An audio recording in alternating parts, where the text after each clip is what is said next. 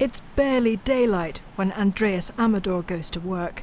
He's an earthscape artist, which means he spends his days on the beach raking the sand.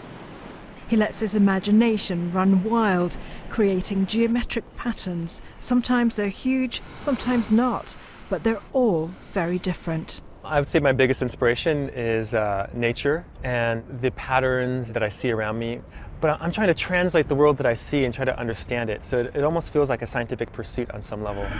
He rakes the beach to bring different colours of sand to the surface, and by blending broad and narrow strokes, he creates patterns that are really quite stunning.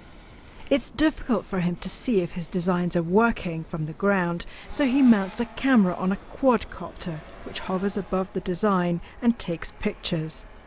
Beachgoers love his work and often travel miles to see it, but some visitors might not be quite so welcome. Andreas used to be an environmental scientist, but he gave it all up to follow his dream and still can't quite believe his luck. It has opened more doors and made more things possible that I never could have dreamed of before.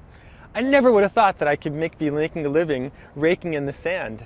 His work may disappear forever when the tide comes in, but that doesn't worry Andreas Amador. It just means he has a blank canvas to rake over in the morning. Wendy Urquhart, BBC News.